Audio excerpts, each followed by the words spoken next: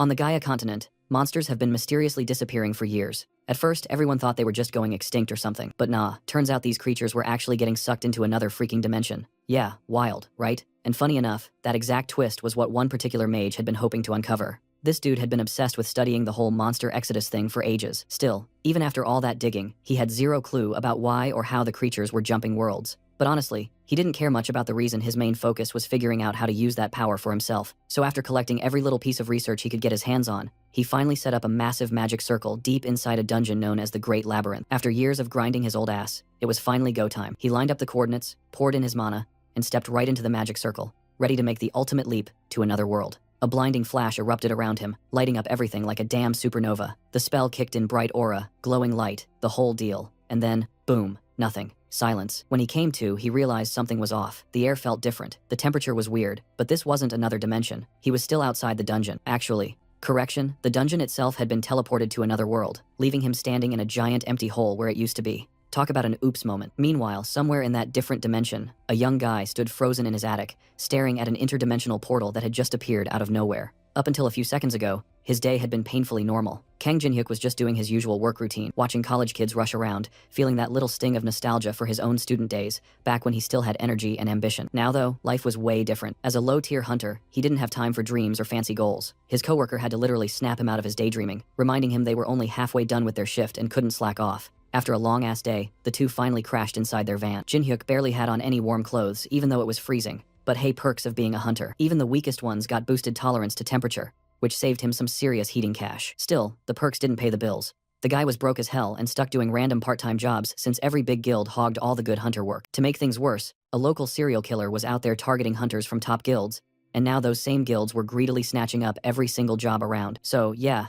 Jin-hyuk's dream of ranking up was looking pretty damn hopeless. But today, things took a sharp turn. Out of nowhere, a loud crash followed by terrified screams echoed from the nearby school. Jackpot chaos like that usually meant monsters, and taking down even a few could score him enough money to chill for an entire year. Except, of course, his luck ran out fast. Just as he rushed in, some guy slammed right into him, knocking him aside, while a squad of elite hunters swooped in to handle the scene. The area's main guild titan was already on it, moving fast and clean like pros.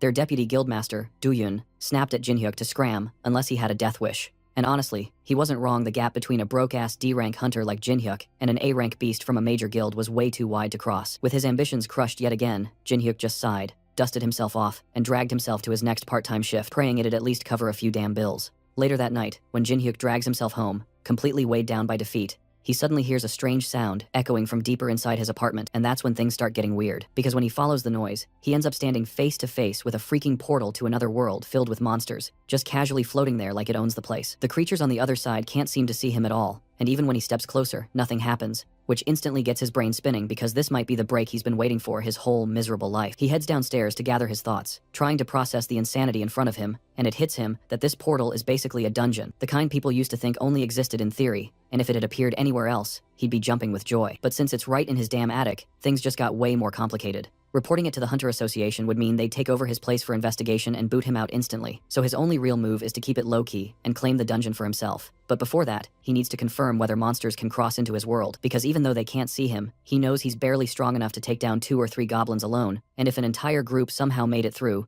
he'd be completely done for. With nothing left to lose, he takes a deep breath and steps right into the portal, landing on what looks like the first floor of a dungeon maze, where he barely gets a second to take in his surroundings before a goblin charges him from the left, swinging a crude club straight at his face, forcing him to dodge and scramble right back into his attic. From there, he watches the goblin stumble around, confused, swinging at empty air like it's gone blind, which tells him 2 things: that they can't see the portal from their side, and they definitely can't cross through it either. That realization wipes away every ounce of fear he had, and he grabs a baseball bat, jumps back through the portal, and charges the goblin head-on, swinging with everything he's got, smashing it across the cheek and sending it flying before stabbing it straight in the chest to finish it off. For the first time ever, he's hunted solo, and with no teammates around.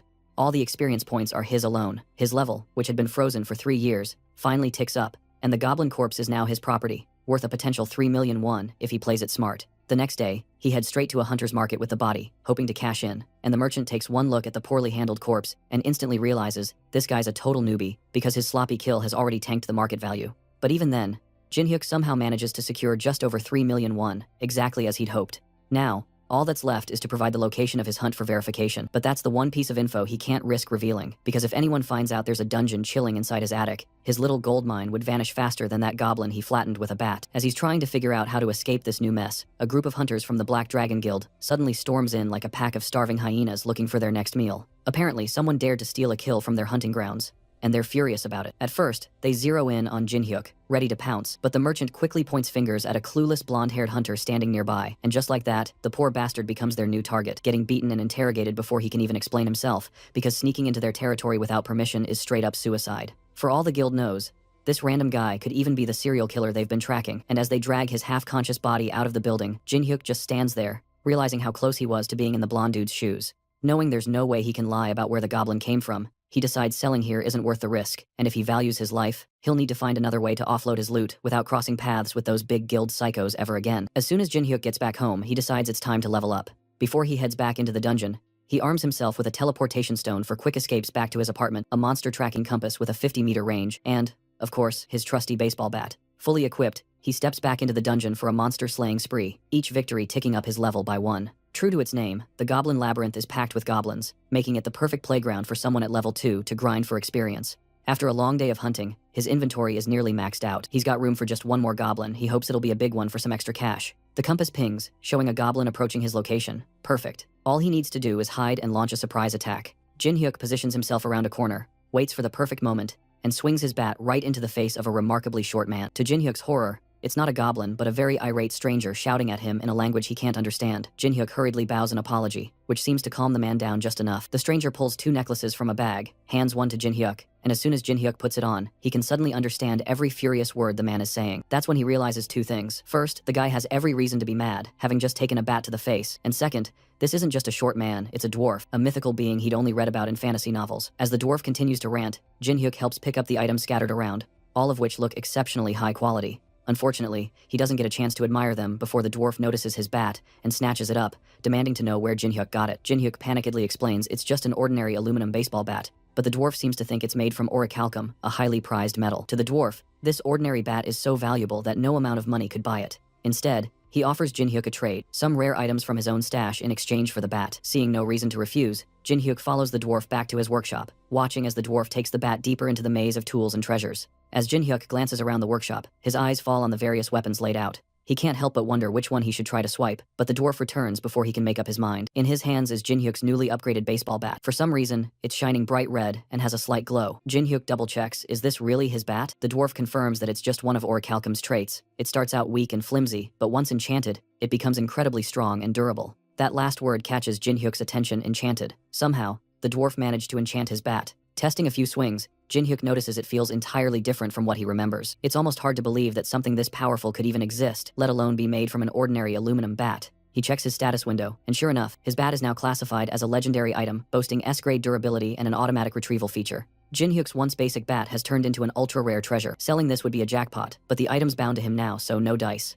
Still, even if he can't make money off the bat, he can always make some cash with the goblin corpses he's stashed in his inventory. The problem, he can't sell them openly without drawing unwanted attention. His best option is the Hunter Industries black market. They don't ask questions, and have a solid setup for dealing with unique inventory. Jin-hyuk heads home, uses one of the black market business cards, and tracks down a suspicious-looking address. The card screams shady, but it's all he's got. While searching for the entrance, a man named Deputy Cho Hyung calls down to him and invites Jin-hyuk to meet the boss. The boss, Lee Junchul, is a loan shark disguised as a loan agent who also dabbles in monster corpses on the side.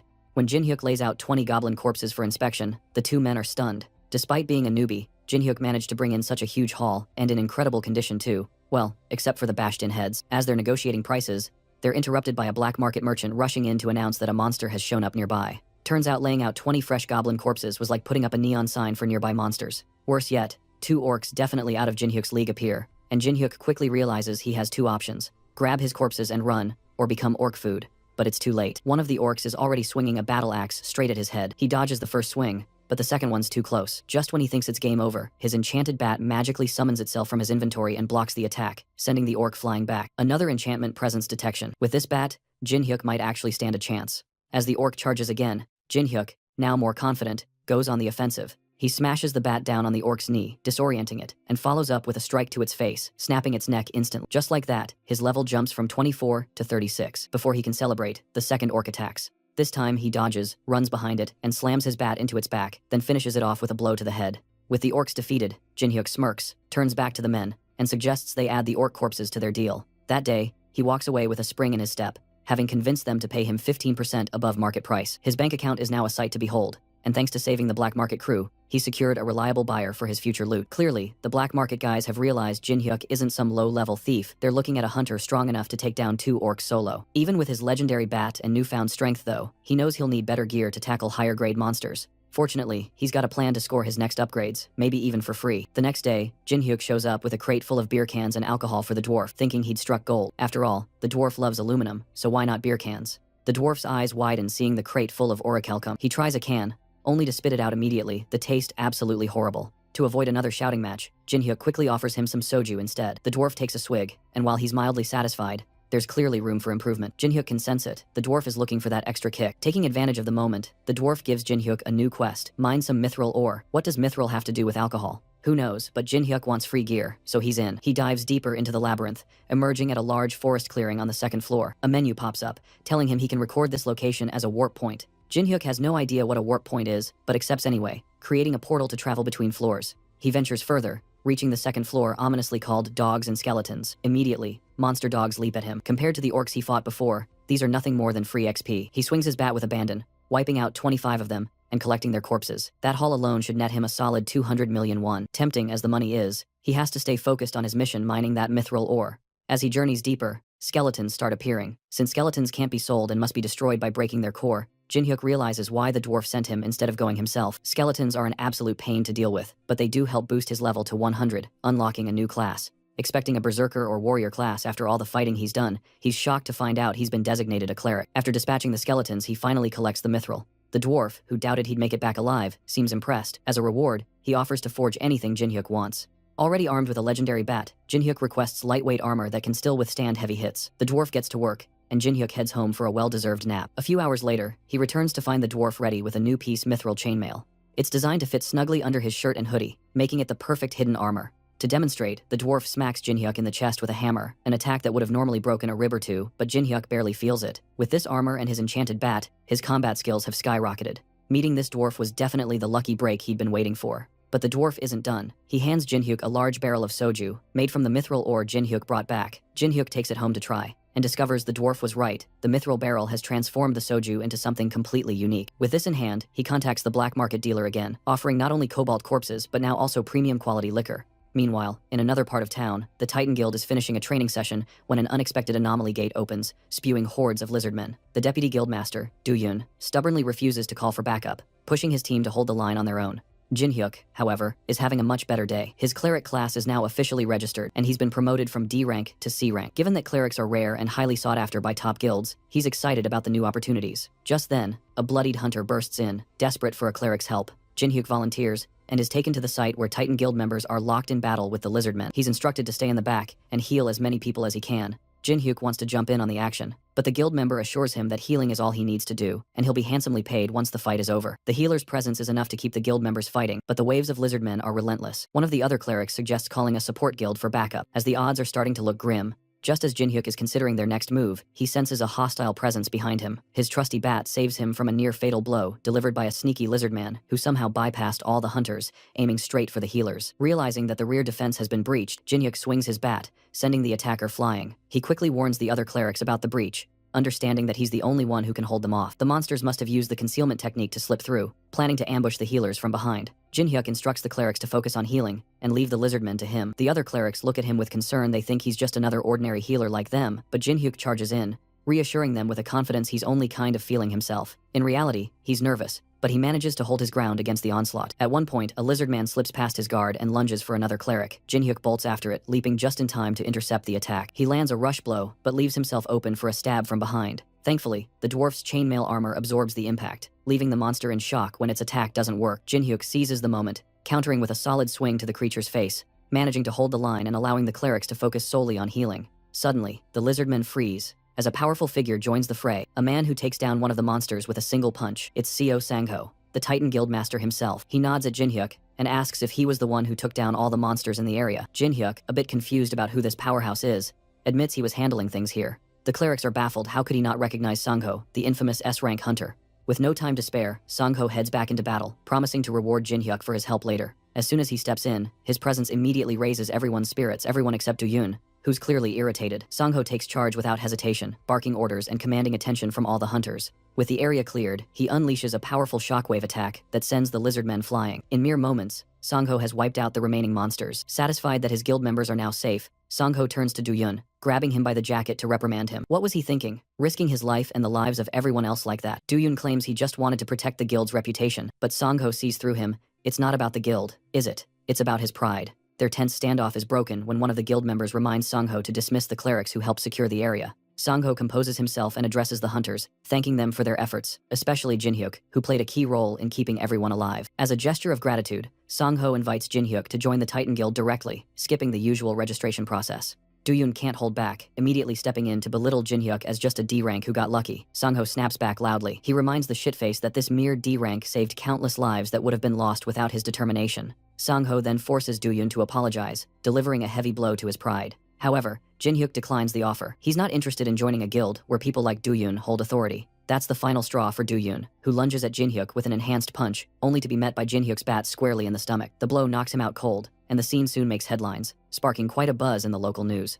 The next day, the higher-ups of the Titan Guild are seething over what happened to Do-yoon. Not only was he publicly embarrassed by a mere C rank, but he was also demoted from his position as deputy guildmaster. They demand that this C rank show up before them to explain himself. However, Sangho, the guildmaster, isn't having any of it. He points out that Do-yoon not only put multiple guild members at risk for the sake of his pride, but also attempted to attack someone who fought for their guild. That's more than enough reason for a demotion in Sangho's eyes. This comment shuts the gathered crowd down, leaving them with nothing to say. Sangho sends them on their way, but his thoughts wander back to the extraordinary C rank he witnessed the other day. Before he grows any stronger, he must get Kang Jinhyuk to join his guild, no matter what.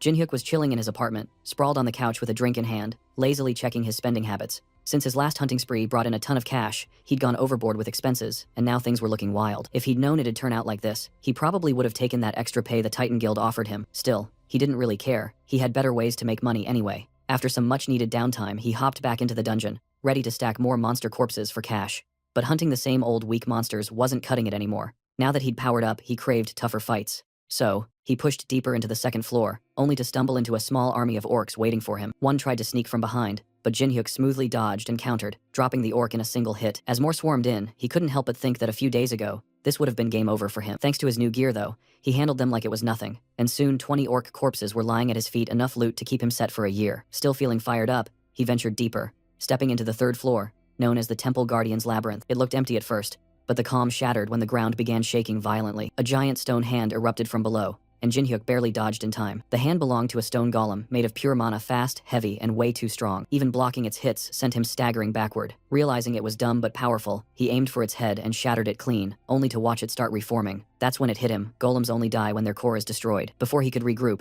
the monster's arm regenerated and grabbed him mid-escape. Just when he thought he was done for, an arrow zipped through the air and nailed the golem right in the chest. Seizing the moment, Jinhyuk dashed in, jabbed through its back, cracked the core, and ended the fight for good. Turning around to thank his savior, he expected that dwarf from before, but instead, standing there was a stunning elf woman with long, pointed ears and a look that could kill. Before he could even speak, she stormed over, grabbed his collar, and started grilling him about who he was and where he came from. She clearly wasn't from his world. His outfit alone had her confused. After bombarding him with questions, she finally eased up when he mentioned he'd just entered the dungeon today. Her eyes widened as she shoved him down, shouting that he knew the way out. Dropping her bow, she looked half crazy, half relieved, claiming she'd finally found a way to escape. Jinhyuk, still dazed, tried to ask what the hell was going on, but she ignored him completely and demanded that he guide her out. He rolled his eyes, thinking she was way too pushy, but damn, she was pretty, so he let it slide. She promised him a huge reward for helping her, bragging that she was a platinum-ranked mercenary and totally trustworthy. Introducing herself as Lucia, a half-elf with a reputation, she was shocked when Jinhyuk admitted he'd never heard of her. When she flashed her badge, he still looked clueless, making her ask if he was from some countryside dump. "I'm from Seoul, Korea," he replied flatly,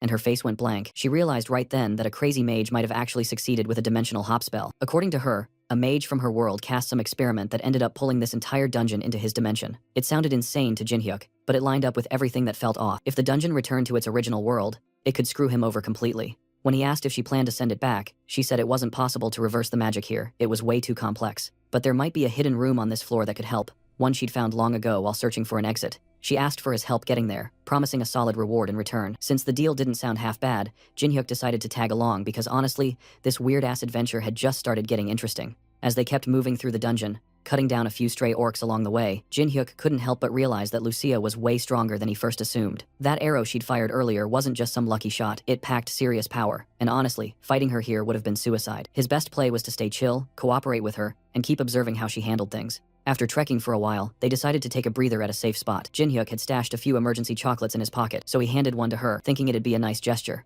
Turns out she loved it a little too much before he knew it. She devoured his entire stash like a sugar-crazed maniac and was still asking for more. Unfortunately, that was all he had left, but she looked satisfied enough to keep going, so he figured they were good for now. Eventually, they reached a massive chamber that housed the dungeon's boss, and Lucia was convinced the mage's spell they were looking for might be hidden in there somewhere. The only problem, it was guarded by the boss itself. She told him not to stress too much, just to back her up once she took the big guy down so they could access the sealed room. The moment they stepped inside, the monster roared loud enough to shake the walls and charged straight at them. Lucia didn't even flinch. She pulled back her bow, energy crackling around her as she shouted for him to watch closely. Channeling something called aura, she fired an arrow that smashed straight into the boss's chest, sending it crashing onto its back like a ragdoll. One hit from her was enough to drop that massive armored beast. Yeah, she was definitely showing off. Now it was Jin-hyuk's turn to finish the job before the thing recovered. Remembering how golems work, he knew the core was the weak point, so he leapt onto the monster's chest and swung his bat right where he thought it'd be. The first hit didn't do much, and before he could go again, a huge fist came flying from the side. He barely blocked it, activating his cleric skill Holy Shield just in time, and using the recoil to spring himself right back onto the creature's chest. If one hit wasn't enough, then fine, he'd just keep smashing until it stopped moving. After a few solid blows, the bat finally broke through, cracking the core wide open and ending the fight for good. His level shot up again, almost reaching 200, and he could feel the raw power rushing through him. When it was all over, he turned to Lucia and asked her to teach him how to use aura like she did. But the funny thing was, he had already used it without realizing. His shield skill had transformed his holy cleric power into aura on its own. Lucia had no clue what kind of skill that was, but seeing his potential, she figured he could probably learn to control aura way faster than she expected. Maybe even start enhancing his attacks right away. Still, before she'd agree to teach him properly, she gave him one simple condition: go back and bring her more chocolates.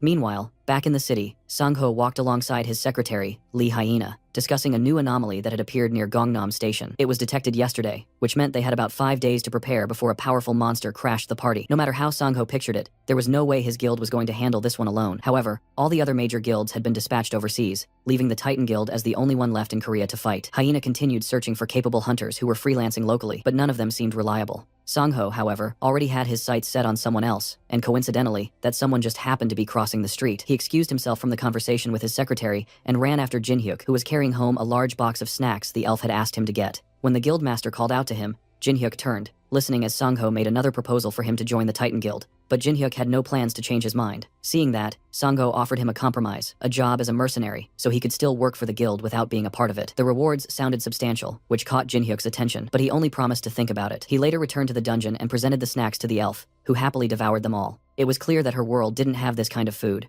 After her hearty meal, Jin-hyuk asked why she was eating down in the basement when they'd already defeated the boss monster. She pointed up at a magic circle on the ceiling and explained that it connected the dungeon to the world he lived in. Because of this, she would be staying there for the time being, to study it, and if he wanted to learn more about aura, he'd better bring her more chocolates. Once she finished eating, she took his hand to teach him how to use aura. The first step was for her to pour her own aura into his body so he could feel what it was like. As Jin-hyuk felt the power flowing through him, Lucia noticed a sudden spike of energy. It seemed he had more talent for this than she initially expected. The movement of holy power coursing through him was impressive enough that she believed he'd grasp the basics by the end of the day. She commended him for his natural talent and asked if he could remember the flow of aura in his body. He confidently assured her he could, and she acknowledged it with a nod before turning to leave the dungeon. She mentioned that she was supposed to investigate the magic circle first, but decided it would be faster to train him on how to use aura, and the best way to do that was through practical experience. She then took him to a different part of the dungeon and tossed him straight into a horde of monsters. He managed to hold his own while collecting their corpses. Turning to Lucia, he questioned why he was fighting an army of monsters when she had said he'd be learning how to use aura. Lucia's expression made it clear she believed this was the best way to learn. Even though she had infused a bit of mana into his body so he could feel it, she told him the rest he'd have to sense on his own by activating aura through his holy power. There was no better way to build instinct than in the middle of real combat. As they battled, the ground started to shake, and a stone golem emerged from the earth. The creature let out a deafening roar and pushed Jin-hyuk back, as Lucia explained that he needed to face a true crisis to unlock his potential. She told him to focus and try to feel the holy power coming from the shield he generated with his skill, since the shield itself was made of aura. Mastering it would come faster that way. Easier said than done, especially since he didn't even consciously activate the holy shield. He wondered how he was supposed to feel aura from something that turned on automatically. The monster suddenly brought down its massive fist toward him, and he barely managed to block it with the holy shield again. But this time, he felt a strange energy gathering around his left hand. the one that had activated the skill. This must be what holy power felt like. The golem attacked again, and Jinhyuk summoned his holy shield once more, but this time, it looked different, and the sensation of summoning it wasn't the same. He suspected this must be mana. However, before he could think further, the golem smashed down on the shield, sending him flying back. From her platform, Lucia mocked him, saying she told him to get the hang of his skill, not to make foolish mistakes. Jinhyuk gritted his teeth, realizing he was doing exactly what she'd told him to do. As he steadied himself for another attack, a status window suddenly appeared before him. He had acquired a new skill, Holy Power Application. It allowed him to use Holy Power to enhance both attack and defense, depending on how much power was used. That revelation made him pause. There were actually ways to gain skills beyond just a job change. Lucia noticed him spacing out and decided to step in, saying that facing a golem while learning aura might be too much for him. She was ready to handle it herself, but Jinhyuk quickly recovered, telling her to stand down. Now that he had a grasp on his new power, he was confident he could handle it. He charged at the golem, leaping into the air to narrowly dodge another stone fist aimed right at him. While mid-air, he focused his mana on the bat, used a front flip to gain more momentum, and brought the mana-enhanced bat crashing down onto the golem's head. The monster fell, but he wasn't done yet. Landing on its chest, he concentrated again, channeling even more mana into his bat before slamming it down on the creature's core. In that moment, he unlocked a new skill, Holy Aura. With his enhanced weapon, he stabbed the golem and shattered its core, unlocking not only his holy aura, but also gaining new skills like precision strike and unyielding. Thanks to Lucia's brutal training, he had unlocked 2 passive skills and an active one. Lucia, however, was more stunned by how quickly he learned to use aura in battle. She had only intended to teach him the basics and be done with it, but now she knew she had to see this through to the end. She drew one of her arrows and brought down a wall, opening the area to an even larger horde of monsters. Jinhyuk was far from impressed, but he readied his bat anyway and prepared for another fight, bracing himself as he muttered inwardly that, here they go again. The battle with the monsters in the dungeon drained Jinhyuk completely, and by the time he went to sell the monster corpses, he looked like he had just crawled out of a war zone. When he arrived at the black market, the boss, Jin Cheol, immediately noticed his exhausted state. Choosing not to ask too many questions, Jin Cheol got straight to business, accepting the corpses and bringing up the topic of the alcohol Jinhyuk had sold last time. Marketed as traditional artisan soju, the drink had exploded in popularity, with orders flooding in ever since it hit the market. The thought made Jinhyuk pause. If he focused solely on selling liquor, he could probably live comfortably without ever worrying about money again. With that comforting realization, enough savings to last a lifetime, and a small business already set up, Jinhyuk headed home to rest. His training with Lucia had left him completely worn out, and the moment his head hit the pillow, he passed out instantly. Not long after, he was jolted awake by the blaring sound of a disaster alert. A loud automated voice echoed through the streets, urging everyone to evacuate and get to safety. It was the day of the monster invasion, though it had arrived earlier than expected this month. Normally, these invasions happened at random, but there was one that occurred regularly every month. This particular invasion wasn't unusual, and under normal circumstances, Jinhyuk would have used it as a chance to hunt low-level monsters for some quick cash. This time though, he was too damn tired to care. The large guilds would handle it anyway, or so he thought. That was until a new notification popped up on his phone, announcing that, due to the urgency of the situation, the rewards for defeating monsters were now tripled. At that point, there was no way Jinhyuk could ignore it. He grabbed his gear and stepped out into the street to see what he could take down for some quick profit. Around him, security officials were shouting orders and trying to clear civilians from the area, while the Titan Guild fought hordes of monsters charging through the city. The security line was breaking fast, and Sangho was running out of stamina trying to hold the line. No matter how many monsters he cut down, more just kept pouring in. The guild members were already at their limits. Even though it looked like they were holding the upper hand, things weren't looking good. From a safe distance, the guild's secretary watched the chaos unfold with worry. Everything seemed fine thanks to the guildmaster's leadership, but she could tell they were being stretched thin. If only they had one more strong hunter to turn the tide. Her thoughts drifted to a man Sangho had recently shown interest in, someone he believed had potential. Without hesitation, she pulled out her phone and called Jinhyuk. At that moment, Jinhyuk was busy fighting goblins when he answered. The secretary quickly offered him a chance to join the Titan Guild for the battle, promising generous compensation in return. Jinhyuk wasn't easily swayed and demanded 5 times the usual pay. She told him to meet her at a predetermined location to discuss further. When they met, she offered him 4 times the normal rate instead. He wasn't thrilled, but eventually agreed. She handed him a device that would track how many monsters he killed, explaining that it would record his contribution to the guild. If his performance exceeded the average, he'd get the full reward he asked for. With a real opportunity to show off his strength and get paid fairly, Jinhyuk took off toward the battlefield. The secretary watched him go, unsure if he'd live up to the expectations Sangho had placed on him. After all, the only time he had taken down Du Yun was by pure luck. No one really knew how capable he truly was. As soon as he arrived, Jinhyuk spotted a rampaging ogre and charged at it without hesitation. In a single, powerful strike, he brought it down, leaving everyone around him stunned. The crowd started whispering, assuming he must be at least an A-rank hunter. Jinhyuk smirked to himself. Maybe A-rank was close, but with his current abilities, he figured he was already stronger than that. He drank a mana potion to recharge and steadied himself. Thanks to Lucia's brutal training, he had reached level 200. Normally, there was no way someone like him could handle an ogre, but as long as his mana didn't run out, he was confident he could go toe-to-toe with S-rank hunters. With over 1,500 mana potions in stock, every monster in the area basically looked like free money to him. Elsewhere, Duyun was fighting alongside his guild members when he noticed the monsters around them thinning out fast. Curious, he turned to see what was happening and spotted a small crowd watching someone tear through the beasts like it was nothing. When he saw who it was, his expression twisted. It was Jinhyuk.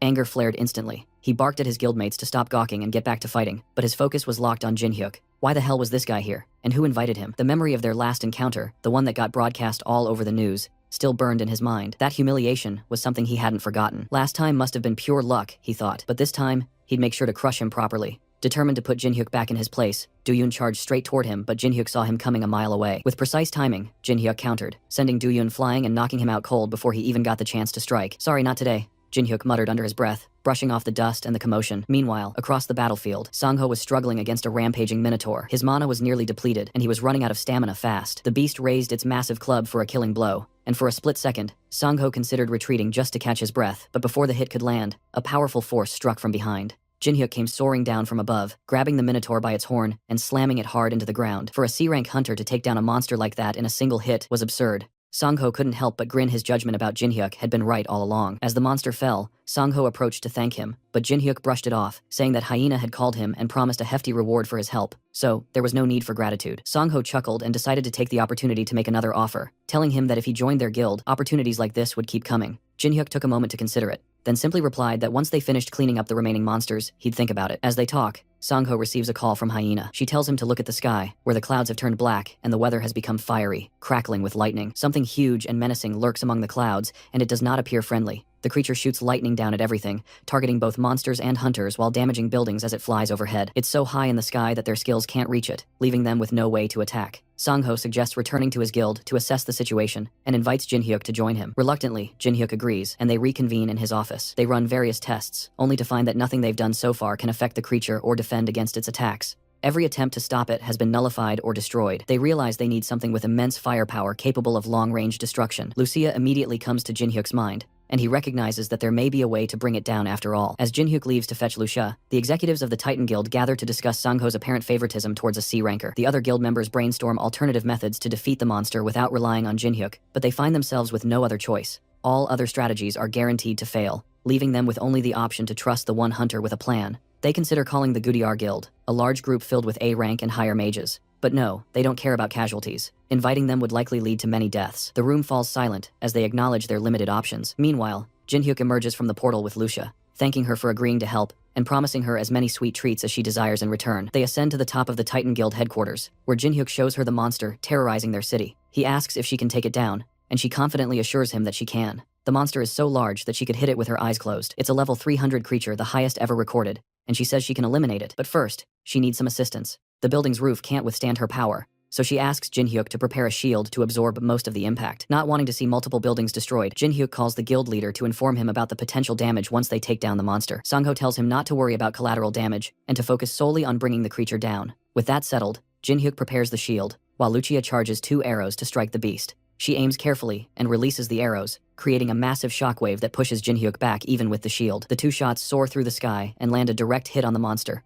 obliterating half its body from the impact. The Titan Guild watches in awe from the ground, amazed that Jinhyuk managed to pull it off so effortlessly. Meanwhile, Jinhyuk is impressed the whiplash from Lucia's attack leaves smoking trails on the building's helipad. While it wasn't the time to hold back, this was excessive. Lucia, on the other hand, is disappointed that the monster was so weak, attributing her ease in defeating it to her immense strength. Regardless, the job is done, and it's time for her to head back. She hands Jinhyuk a tracker that monitors his points, showing a staggering 240 points. Before leaving, she warns him not to place too much trust in others, especially when money is at stake because people's minds tend to cloud with greed. She advises him to be wary, as she has learned from her many adventures. Jinhyuk assures her he'll be fine and will handle anything that seems off. They part ways, and he heads down to the street, where he's met by Sangho and his secretary. They catch up with him and ask how he managed to take down such a formidable monster alone. Jinhyuk politely declines to share, calling it a secret. One of the executives is offended and doesn't believe a mere C-ranker could defeat such a giant beast. However, Jinhyuk shows them the monster tracker, displaying a substantial number of points, proving he indeed took it down. Sangho stops the executive there and apologizes to Jinhyuk for the outburst. The executive watches in anger, feeling Sangho favors a C-ranker over his guild members. He decides it's time for a change, as Sangho is hindering the guild's future. He pulls out his phone and dials an unknown number. By the next day, rumors spread throughout the city that an ordinary C-ranker had defeated the giant monster. Members of the Titan Guild were skeptical, but verifying the information information wasn't too difficult. Word also circulated that the guildmaster had personally offered Jinhyuk direct entry into the Titan Guild, which he turned down. He must have been confident in his skills to reject such a significant offer from Sangho himself. The rumors even reached the Ultron Guild, who learned that Do-yoon had been hospitalized after the monster invasion. Known for his impressive skills, it was revealed that he had been defeated by the rumored C-rank hunter. If this was true, then the rumors held some weight. The Ultron Guild scouts decided to meet with Genik to verify the information. They suspected he might have unlocked a hidden class, which was exceptionally rare for hunters. If that was the case, they needed to recruit him into their guild before another one took him, or eliminate him. Meanwhile, Jinhyuk slept soundly after the battle. Having exhausted all his stamina, he passed out as soon as he got the chance, and woke up 2 days later, realizing the toll of overexertion. He walked into his living room and found that Lucia had created a massive mess with all the snacks he had bought her. She had managed to eat everything in just 2 days. With no food left in the fridge,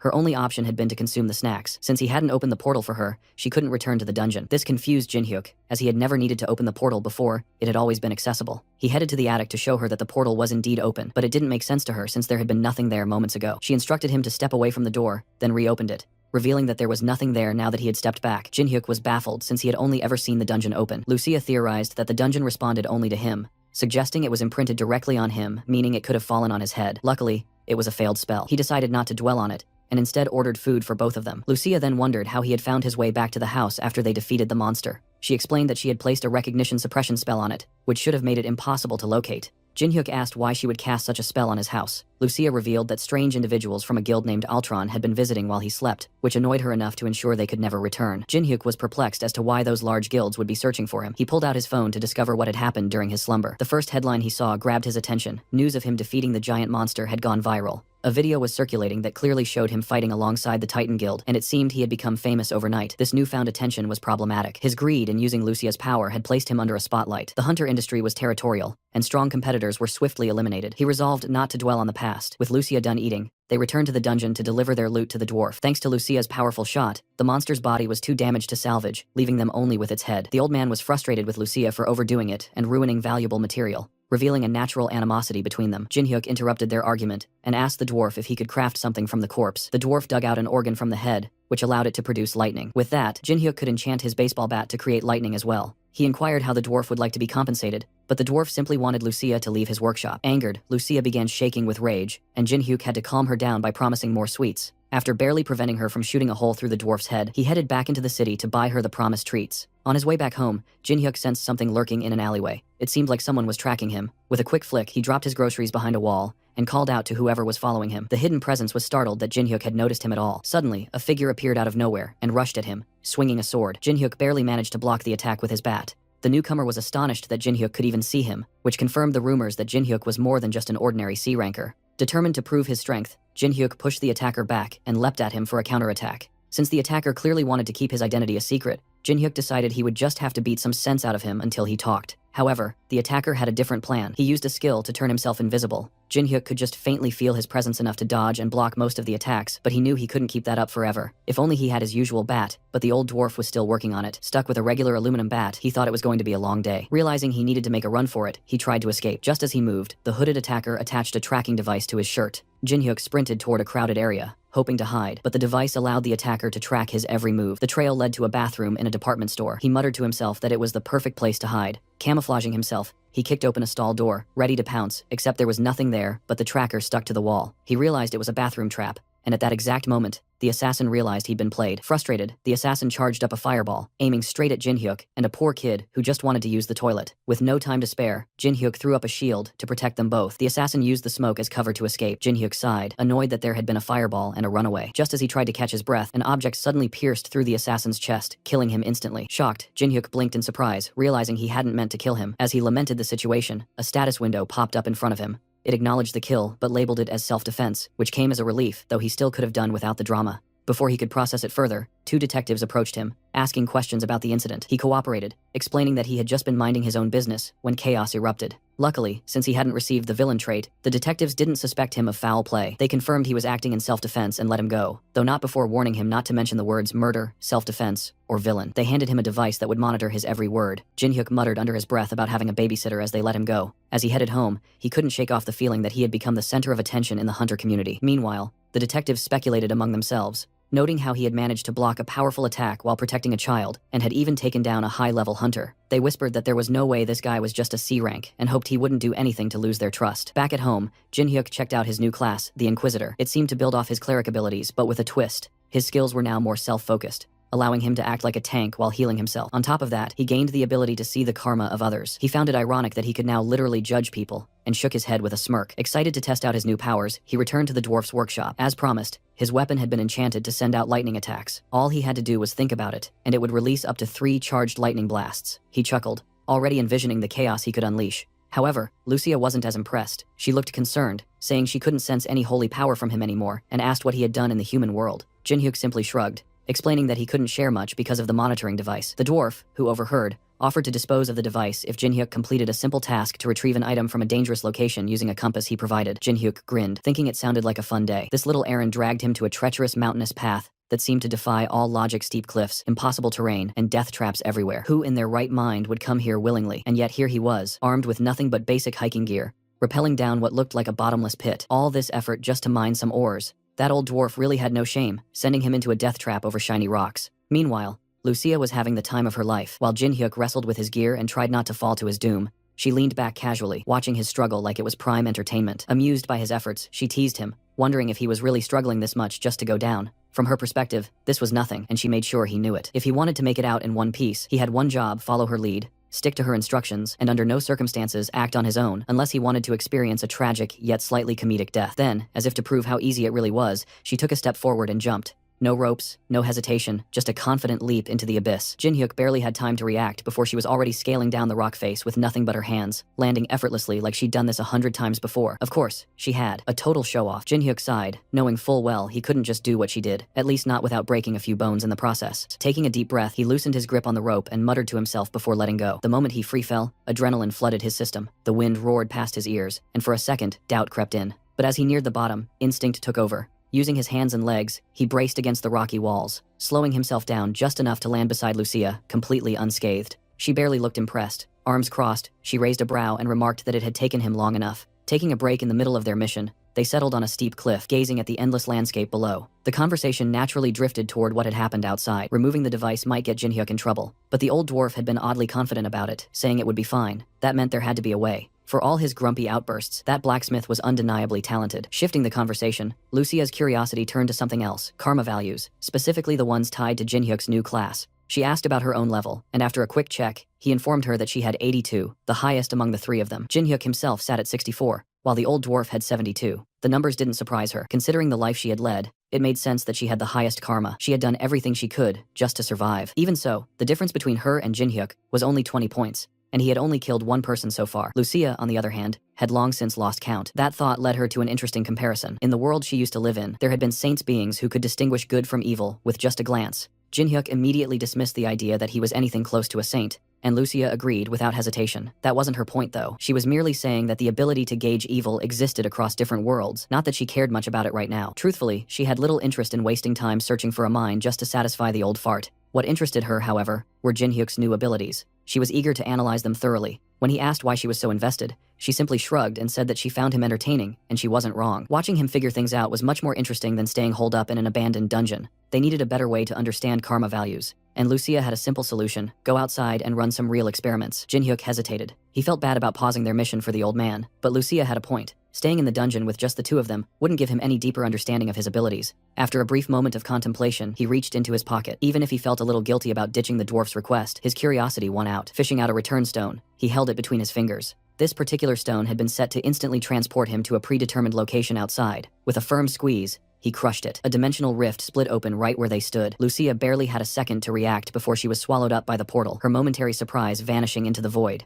Strangely enough, using the stone caused Jin-hyuk's karma to rise. A few minutes later, the duo found themselves standing in the middle of a bustling city street. Crowds moved in waves, neon signs flickered to life, and the air buzzed with energy. Lucia, unfazed by the chaos, casually sipped her drink, while Jin-hyuk sat across from her, quietly panicking over how her so-called camouflage magic was completely failing its job. She had assured him earlier that she was using magic to disguise her true appearance and blend into the crowd. Technically, she wasn't lying. Her pointed ears and otherworldly features were hidden, but the illusion of human clothing didn't change the fact that she looked way too perfect. Every passerby stole glances at the stunning woman sitting across from Jin-hyuk, some even outright staring. Lucia, of course, had no complaints. With a sly smirk, she pointed out that her beauty simply couldn't be concealed. Even with magic, camouflage had its limits, after all. Jin-hyuk wanted to disagree. Really, he did. But even he had to admit that she was probably the most breathtaking woman he had ever seen. And the worst part, she knew it. Deciding to move on before she got even more smug, Lucia steered the conversation towards something more important, their investigation into karma values. So far, their findings were straightforward. Doing bad things increased karma, and it didn't always take something extreme. Jin-hyuk himself had gained a single karma point just for breaking his promise to the old dwarf. Apparently, it wasn't just about hurting people. Betrayal, deception, and even irresponsibility could contribute. On the other hand, harm that was consensual, like a fight in self-defense, wouldn't raise karma at all. The exact scale of karma still wasn't clear, but one rule stood out: once a person's karma exceeded 200 points, they were officially labeled as a villain. At that point, killing them wouldn't even count as murder. It would be classified as self-defense. Essentially, the system stopped seeing them as human. Considering that even Lucia and the old dwarf hadn't reached 100 points, getting past 200 wasn't just a bad habit, it took dedicated villainy. Jin-hyuk had been quietly scanning people throughout the day, checking for any ridiculously high karma values. So far, the most he had seen from a regular pedestrian was somewhere around 50. If they wanted real data, they were wasting their time in a peaceful public area. They needed to go somewhere darker. Thankfully, the city had just the place, the red light district. As night fell, the streets lit up with a kaleidoscope of neon signs, flashy billboards, pulsing music, and the smell of cheap alcohol. This was where the city's real underbelly thrived. As they walked through the streets, a shady-looking barman approached with an exaggerated grin, his eyes lingering a little too long on Lucia. He showered her with compliments, calling her the most stunning lady to grace these parts, and mentioned an ongoing event at his bar beautiful women could enjoy up to 5 cocktails completely free. Lucia barely acknowledged him.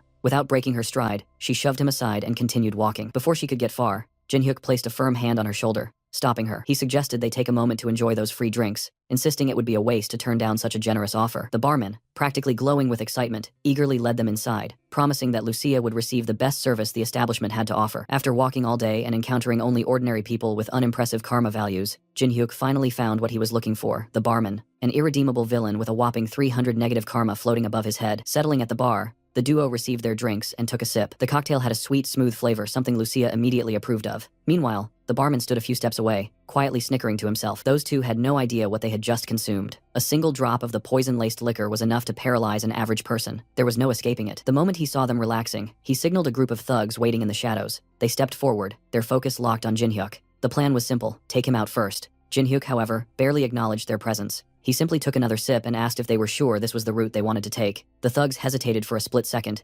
confused by his calm demeanor. That was when the realization hit: the poison wasn't working. Thanks to his status effect resistance, the so-called fast-acting toxin was nothing more than overpriced juice. Without warning, Jin-hyuk spun around and delivered a bone-crushing uppercut to the nearest thug, sending him staggering backward. Finally, some action. It had been a while since he could properly stretch his limbs, and these street rats looked like the perfect warm-up. With a smirk, he pulled back and threw another devastating punch, knocking 2 goons out at once. 2 for 1 deal. Not bad. The remaining thugs barely had time to react before he pivoted sharply, shifting his weight for a brutal kick. His foot connected with another thug's face, and with just a single strike, the man collapsed unconscious before he even hit the floor. Meanwhile, Lucia's eyes fluttered open as the effects of the paralytic poison finally wore off. Groggy but alert, she turned her head to assess the situation, only to find a pile of bodies scattered across the bar floor. Confused, she glanced at Jin-hyuk. He simply shrugged, saying he was just cleaning up some trash. The barman, now visibly sweating, decided it was time to bring out his trump card. With a desperate yell, he signaled for his strongest fighter to step in, a towering man with a buzz cut. The brute cracked his knuckles as he removed his jacket, muscles bulging through his shirt. This wasn't just some random thug, he was a hunter. The moment he charged forward with impressive speed, both Jin-hyuk and Lucia watched him with complete indifference. Jin-hyuk kept his gaze locked on the approaching brute,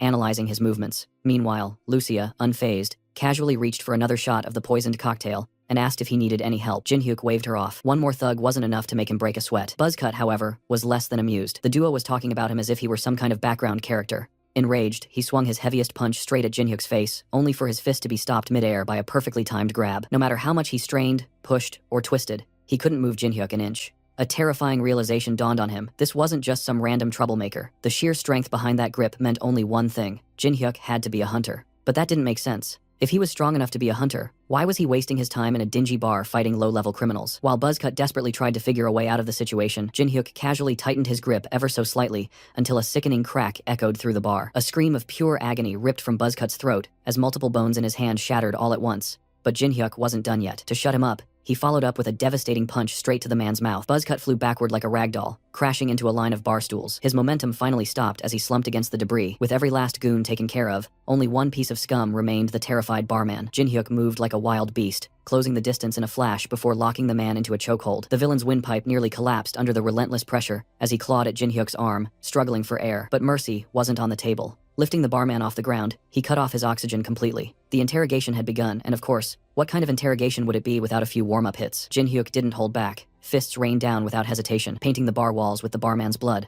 By the time he was done, his own knuckles were dripping red, and the man's face was swollen beyond recognition. Only when he was satisfied did he finally get to the real questions. It was obvious this wasn't the barman's first time pulling something like this. To run an operation like this under the radar, he had to have someone backing him up. Yet even with his face barely intact, he continued to deny any involvement with a bigger power. There was no way a worthless thug like him could repeatedly spike drinks and abduct women without getting caught. And those hired gangsters, they weren't just street-level punks. Someone had to be pulling the strings. Jin-hyuk narrowed his eyes, giving the barman one last chance to talk. The villain still stubbornly shook his head. Either he was ridiculously loyal, or whoever was behind this was far more terrifying than the beating he was taking now. There was only one way to find out. Without warning, Jin-hyuk grabbed one of the barman's feet and started pulling. The villain thrashed, panic setting in as he screamed and struggled. Jin-hyuk, unfazed, calmly explained that he was simply helping him find the motivation to talk. The barman tried to act tough, forcing out a weak declaration that violence wouldn't make him talk. Jin-hyuk strongly disagreed, but before he could escalate things further, Lucia stepped in with a look of pure exasperation. She told him to step aside and quit the barbaric, overcomplicated methods. Jin-hyuk huffed but let her take over. Lucia calmly raised her hand, manifesting a mysterious power that shimmered ominously in her palm. She brought it close to the barman's face, and in an instant, his expression shifted. The sheer terror drained away, replaced by a strange sense of ease, though he remained just as hideous. A few moments of silence passed as the power seeped into his system, and then out of nowhere, his face twisted into something deranged. His eyes darted wildly, as he suddenly blurted out a question, asking if they were sent by an organization called Ultron. His voice cracked with paranoia, insisting that no matter how much trouble Ultron stirred up, it was already too late. Lucia tilted her head. That wasn't the reaction she expected. Sure, she meant to loosen his tongue, but she hadn't planned on making him a complete lunatic. Well, at least it worked. The barman kept rambling, his words spiraling further into madness. He sneered, as he declared that Ultron was insignificant. His Tyrant Guild would wipe out every last one of their enemies. And just like that, the truth revealed itself. The Tyrant Guild. Jin-hyuk's eyes darkened. This situation was bigger than he initially thought. Now that the guild's name was on the table, he pressed forward, demanding to know what made them so confident they could massacre their enemies. The barman, practically drooling at this point, let out a crazy chuckle. His answer was simple: they had Al-Rauni's elixir. Jin-hyuk frowned. That name meant nothing to him. What the hell was he talking about? A few minutes later, the police arrived to investigate the incident, but by then, Jin-hyuk and Lucia had already slipped away. What started as a simple bar brawl had unexpectedly led them to uncover a massive conspiracy, one that reached all the way to the top, with a major guild secretly pulling the strings. As they hurried through the dimly lit streets, Lucia explained the horrifying truth. Al-Rauni's elixir wasn't just some ordinary performance enhancer. It was a drug that doubled the user's stats, but at a horrific cost. To make it, countless young women were sacrificed. She had heard of dark practices before, but never in her wildest nightmares did she think a guild from Earth would be capable of producing something so sinister. It was almost unfathomable, but this wasn't new to her. Back in her world, Al-Rauni's elixir had existed too. There, they called it the Queen's Tear, a name that carried a heavy, painful weight. One of her closest friends had been sacrificed for it when they were younger. Years later, after reaching platinum rank, Lucia had personally wiped out the organization responsible for the drug's production. No mercy, no negotiations. She had burned them to the ground. That explained why she had been so grim ever since they left the bar. The moment she heard the name Al-Rauni's elixir, she already knew what had to be done. Now, the question was, what next? The barman had already spilled that the elixir was almost complete. If they wanted to stop it, they needed to take down the Tyrant Guild before production was finalized. Meanwhile, back at the bar, long after the police had left the scene, a man dressed in all black stood in the shadows, reporting the incident to his superiors. His mask and glasses covered most of his face, but his sharp, calculating tone left no doubt about his efficiency. Based on his investigation, this wasn't an internal dispute. What was strange was that the perpetrators had only killed the barman and left. This wasn't a tactic used by any rival guilds or their usual enemies. Something didn't add up. His orders were clear: find out who had interrupted their operation. And soon, the masked man was confident whoever the perpetrators were, they wouldn't stay hidden for long. But the Tyrant Guild wasn't the only one making moves. At the Titan Guild, the atmosphere was tense. Their top brass was currently overseas on business. But that didn't stop the gears from turning. The ever-efficient secretary, Lee Hyena, had just finished overseeing their operations in Hong Kong. The results had been excellent. If they kept this up, they could even consider recruiting 15% more guild members. By all accounts, the guild was thriving. But Seo Sangho, the Titan Guild's leader, wasn't feeling too great. He had just received news about Al-Rauni's elixir. As expected, even someone as competent as Lee Hyena had never heard of it before. The association had been working hard to keep its existence under wraps.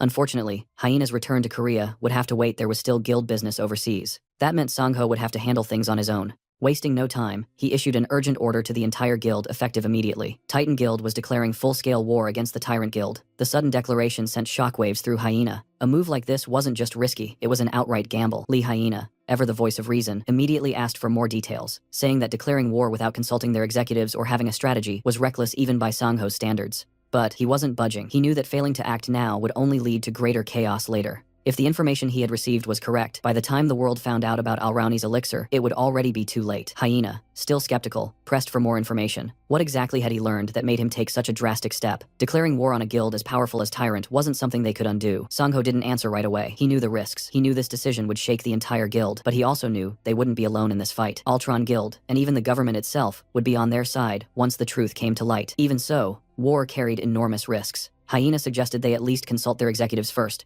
make a plan, act cautiously. But Sangho had already made up his mind. His thoughts had never been clearer, and he had no patience for drawn-out meetings or debates. One look at his expression told Hyena everything she needed to know. He wasn't going to change his mind. Sangho was a cautious man by nature, but this time, he was decisive. He understood Hyena's reservations. Acting blindly was never ideal, but right now, there was no time to hesitate. For now, he needed her to trust his call. They would keep the war declaration confidential within the guild while conducting hushed investigations. The official announcement of war could come later. As for the internal investigations, Sangho already had a few people in mind, certain individuals he needed more information on. What had prompted this sudden shift in his stance? What had pushed him to act so suddenly? A single text from Jinhyuk, a warning about Tyrant's plan to create a sinister drug, one fueled by human sacrifice.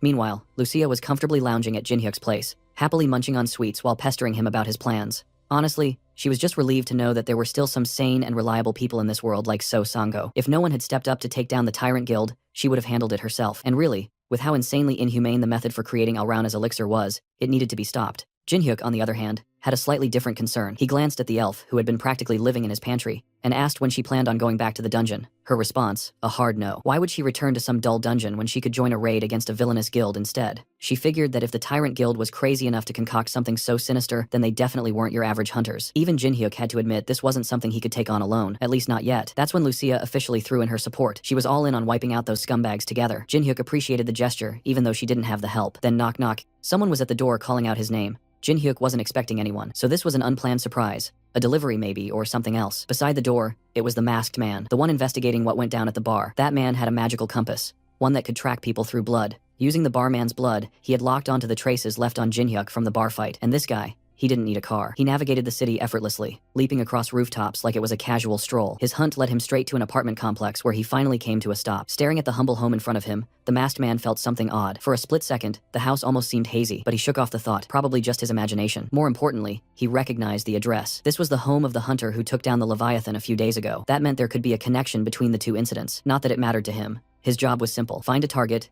get answers. Without hesitation, he conjured a thick needle out of thin air, its sinister aura practically pulsing in the air. He was ready to persuade his target into answering a few questions. Meanwhile, Jinhyuk casually walked to the door and asked who it was. As expected, the masked man responded with a classic excuse. He was here for a late delivery due to an accident. Jinhyuk wasn't foolish. A delivery showing up in the dead of night, not a chance. On top of that, his house was shielded by a recognition suppression spell, making it practically impossible to locate. If someone had managed to bypass such a powerful enchantment and still had the nerve to show up pretending to be a deliverman, there was only one reason. They were up to something shady. Still, he opened the door, remaining on high alert. The moment he did, the masked man wasted no time, forcing his way inside with a sinister-looking needle in hand. As expected, the intruder had no intention of playing fair. But Jinhyuk had already anticipated underhanded tactics, so when the needle came for him, he effortlessly caught the attacker's wrist. With a hint of amusement, he couldn't help but wonder if deliveries now came with poison darts as a complimentary bonus. The masked man, who had planned a perfect sneak attack, found himself on the receiving end of the surprise instead. Before he could regain control, Lucia intervened, firing an arrow while urging Jinhyuk to step aside. The shot was devastating. At such close range,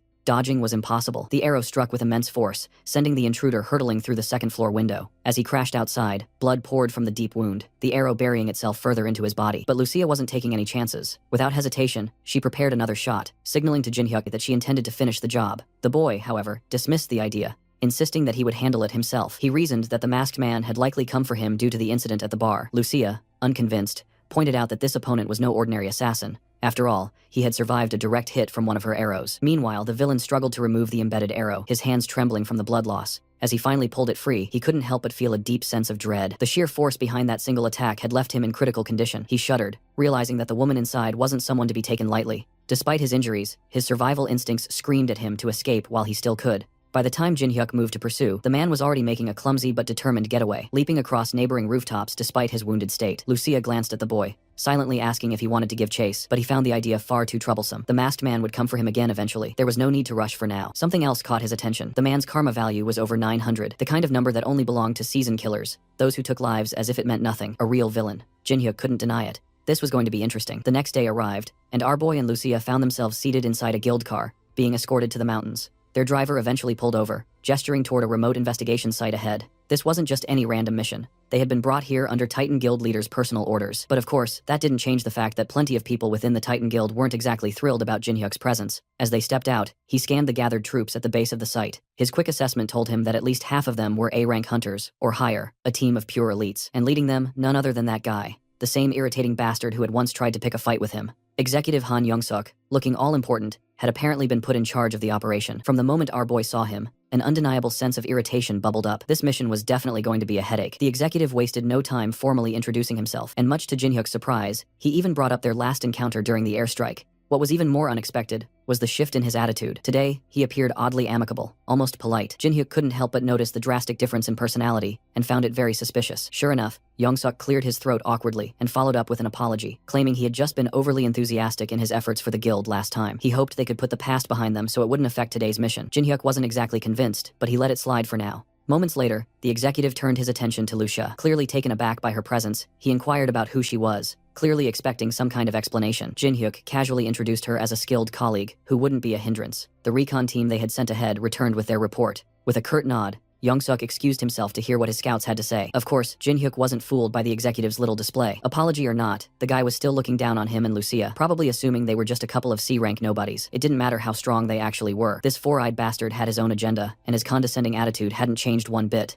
Lucia had already picked up on the executive's fake politeness. She quietly checked with Jin Hyuk, wondering if they were really going to let this guy take the lead. Jin Hyuk assured her that it wasn't worth worrying about. They'd be fine. Besides, there was something more interesting to deal with. Someone had been tailing them since earlier. It wasn't even subtle. Both Jin Hyuk and Lucia had noticed their not-so-covert pursuer a long time ago. But instead of confronting them, Jin Hyuk had decided to let it be. There was no rush. Whoever it was, they might be useful later. Before the raid began, Jin Hyuk handed Lucia a bright magical crystal, a small but invaluable communication item. With this, they could stay in contact within a 10 kilometers range. They would need it later, so it was best to keep it close. Meanwhile, Young-suk returned with a confirmation of the initial reports. The evidence was undeniable. The Tyrant Guild was heavily involved in human trafficking, but rather than just sharing intel, Young-suk had another request. After investigating the area, the recon team discovered a strong magical barrier surrounding the building. The problem is that only one person could break through it without setting off every alarm in the vicinity, and according to Young-suk, that person was none other than Jin Hyuk. The young man immediately called him out. This wasn't a request, it was a suicide mission, walking straight into enemy territory alone. That was as good as signing a death warrant.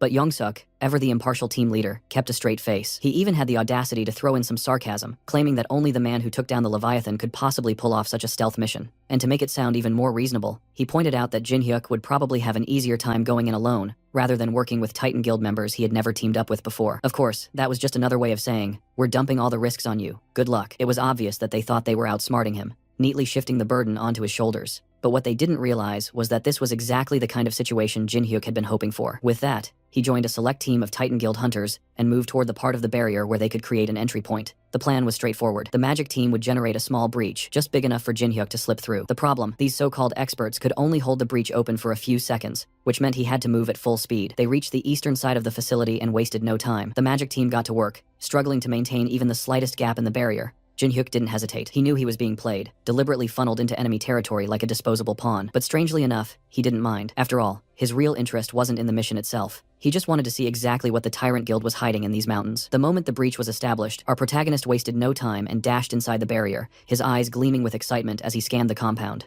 But the moment he stopped and summoned his trusty bat, he noticed something strange. The base looked completely different from the outside. The protective barrier must have been layered with a distortion effect, disguising its true appearance. That wasn't his concern for now. First things first, he needed to locate the entrance to this massive base camp. However, after several minutes of wandering, something felt off. There were way fewer guards than he had anticipated. The place was supposed to be a high-security facility. It felt eerily underprotected. Eventually, he spotted a lone guard stationed near the barrier, seemingly guarding an entrance. That was the first real lead he had. After all, if someone was standing guard, there had to be something worth protecting behind them. Wasting no time, our boy leaped into the air and raised his bat, pouring his monstrous strength into the swing. The plan was simple: knock the guy out, capture him, and get some much-needed answers. But just as his bat made contact, something unexpected happened. Instead of a satisfying impact, the guard simply vanished, dissolving into thin air like smoke. It was an illusion. Jin-hyuk stood there for a moment, blinking at the empty space where the guard had been. Well, that was disappointing. So much for interrogating someone. Now, it was entirely up to him to figure out how to get inside. Much to his surprise, the supposedly high-security facility had automatic doors like a freaking supermarket. The lack of proper defenses was almost laughable. No biometric scanners, no heavy-duty locks, not even a single CCTV camera in sight. It was as if the people running this place were so confident that the women they abducted had zero chance of escaping that they didn't bother with real security. Still, Jin-hyuk wasn't about to let his guard down. Just to be safe, he pulled out an insurance policy. From his inventory, he retrieved an EMP generator, a handy little device crafted from the materials of electric-type monsters, and casually dropped it onto the floor. With this, any communications or security systems in the area would be fried. This was precisely why he had left a magic communication crystal with Lucia beforehand, so they wouldn't lose contact despite the blackout. As the EMP took effect and the compound was officially cut off from the grid, Jin-hyuk took a deep breath. Now it was time to get started on the real mission. From a distance, the masked man remained fixated on Jin-hyuk, silently observing his every move. The pieces were starting to come together. Jin-hyuk's connection to the bar incident and the Titan Guild was becoming clearer. But just like everyone else, the masked man had his own hidden motives. And for some reason, Jin-hyuk was a key factor in ensuring everything played out smoothly. Meanwhile, inside the facility, the consequences of Jin-hyuk's actions were already rippling through. The EMP he had set off didn't just disrupt security, it also ruined someone's gaming session. One of the idle guards had been engrossed in his phone, only to watch in frustration as his screen went black. Cursing the countryside's terrible signal, he grumbled about how his precious gaming time always seemed to get interrupted. Unfortunately for him, that would be the least of his worries. Before the realization even sank in, something red came hurtling toward him. A bat. Jin-hyuk didn't even bother swinging it. He had thrown it instead. The blunt tip slammed mercilessly into the side of the man's face, and before he could react, the bat had already pierced through. The guard crumpled to the ground, out cold. Without missing a beat, Jin-hyuk activated auto-recovery, summoning his weapon back into his grip. Finally, an opponent made of flesh and blood. The impact sent blood splattering against the nearby wall, as the body hit the smooth concrete floor with a dull thud. And yet, this wasn't some trained hunter or elite fighter. He was just an ordinary man. An ordinary man with a karma value of 800. That number spoke volumes. If even a regular person here had committed enough atrocities to rack up such a score, then this place wasn't just corrupt. It was overflowing with inhuman scum. That meant our boy could go all out. No hesitation, no second thoughts. Every single person involved in this twisted operation deserved nothing less than absolute annihilation. Pushing forward, he entered the locked gate and found himself in a long, dimly lit hallway lined with prison doors. The atmosphere was suffocating, thick with the stench of neglect. This had to be where they kept the abducted women. A quick glance into the cells confirmed his suspicions. The conditions were beyond inhumane. Each prisoner was shackled like a caged animal, stripped of dignity, awaiting their fate. They weren't just captives. They were resources for that cursed elixir. But before Jin-hyuk could process his next move, a voice interrupted his thoughts. Someone was calling out, demanding to know who he was. Unlike the other cells, one held a man. Jin-hyuk's eyes narrowed as recognition set in. The prisoner wasn't just anyone. He was wearing the uniform of the Tyrant Guild. Despite his own predicament, the captive wasted no time warning Jin-hyuk to get out while he still could. Whatever was happening inside this facility, it had already driven everyone to the brink of insanity. Staying any longer was a death sentence. Meanwhile, outside, the so-called team leader was busy checking his watch, tracking the progress of Jin-hyuk's infiltration. It had been a while since the young man entered, and things were still eerily quiet. Maybe it was time to make a move. Young-suk didn't hesitate. With a single order, his men were set into motion, advancing toward the facility in a synchronized rush. Dressed in black jackets, the Titans swarmed forward like a mass of eager flies, ready to strike at the first sign of trouble. Meanwhile, Lucia stood at the side, utterly unfazed by the rush of activity. Young-suk threw her a glance, still unable to figure out what her deal was. Unlike the rest of them, she didn't seem the least bit concerned. Finally, as the four-eyed bastard joined his men outside, Lucia mulled over her own role in all this. Before the mission had begun, Jin-hyuk had been clear. He would handle everything inside the building alone. That was his fight. Her job was different. She was here to keep an eye on the Titans. They still had no idea what Hang Young-suk might try to pull, and that meant she had to stay vigilant. The boy had warned her against getting too involved, but playing it safe had never been her style, and she wasn't about to start. Now, back inside the facility, the prisoner finally introduced himself as Young Da-hoon. Jin-hyuk, sizing him up, wasted no time in questioning how a Tyrant Guild member had ended up in such a pitiful state. Da-hoon didn't hesitate to admit the truth. He had been locked up for attempting to kill all himself. Right now, the only reason they were keeping him alive was for his expertise in illusion magic. That distortion effect on the protective barrier. The fake guard. Yeah. All his work. Jin-hyuk found himself intrigued. Why would someone betray their own guild and sabotage its research? The answer was simple. Da-hoon just couldn't stomach the cruelty anymore. Watching his colleagues throw women to monsters as bait had pushed him to his limit. Eventually he snapped, tried to take Al-Rauni down once and for all, and got caught. For once, Jin-hyuk was pleasantly surprised. A Tyrant Guild member with a conscience. That was a rare sight. Even the man's karma value was surprisingly low, just 62. Without hesitation, Jin Hyuk extended an offer. If Dae wanted to tear down this wretched facility, they might as well work together. Meanwhile, in the control room, the grunt assigned to monitor security was having a peaceful little nap in his chair. It wasn't the first time, and it probably wouldn't be the last. He always got sleepy at this hour, and really wasn't a big deal. Nothing ever happened here. At least that's what he thought. The moment he woke up, something was off. Instead of the usual live feeds of the entire facility, the screens in front of him were pitch black. He blinked, looked around in confusion, and tried to make sense of the situation. Panic set in as he scrambled to reboot the system, only to realize the real problem. The power source had been fried. Thanks to Jin Hyuk's EMP, every electronic device, including smartphones, was out of commission. The entire system was dead, and he had slept through the whole disaster. If there was an award for Employee of the Month, he was definitely not getting it. Just outside the command center, a few Tyrant Guild members were passing the time with a card game, having the time of their lives. That was, until their relaxed evening was rudely interrupted by the control room guy screaming about an emergency. Annoyed, the players turned to him, more irritated about their game being cut short than anything else. But the moment they heard what had actually happened, their frustration turned into alarm. The entire security system was down. Every single woman locked in the cells was missing. And worst of all, they had an intruder. With no time to waste, the team leaders quickly split their forces. One group headed straight for the Al Rauna production room, while the other focused on tracking down the intruder and the missing captives. And as for the genius who had let this all happen, the control room grunt was now stuck with one job: find a way to contact headquarters, no matter what. Every single prison cell had been unlocked, freeing the abducted women. With their lives hanging by a thread, they wasted no time, rushing toward the nearest exit. Leading the way was Dae-yoon, who knew the facility's layout like the back of his hand. He navigated the group through the most optimal path, getting them dangerously close to freedom, only for trouble to arrive right on cue. The Tyrant boys had caught onto their escape. As soon as they spotted the fleeing women, they flooded into the area like a pack of rabid dogs. The first one to step in immediately recognized Dae-yoon, charging in alone with the bold claim that he would finish Dae-yoon once and for all. But the moment his punch landed, reality shifted. A cruel reminder of Dae-yoon's specialty, illusion. The attacker seethed with rage, realizing he had fallen for such a simple trick. Meanwhile, while Team 2 was struggling to chase down Dae-yoon and the women, Team 1 was having a far worse time elsewhere. Armed with little more than knives, they found themselves face to face with someone much more dangerous, Jin Hyuk, and they had brought knives to a baseball bat fight. Jin Hyuk made quick work of them. His superior technique and footwork turned their pathetic attempts at combat into an absolute joke. With each swing, he sent a Tyrant boy crumpling to the ground. One clean hit her target, as if you were just knocking down bowling pins. By the time the last one hit the floor, Jin Hyuk hadn't even broken a sweat. Judging by how desperately they had been guarding the front gate, there was only one conclusion: Al Rauna had to be inside. Without wasting another second, Jin Hyuk gained access to the room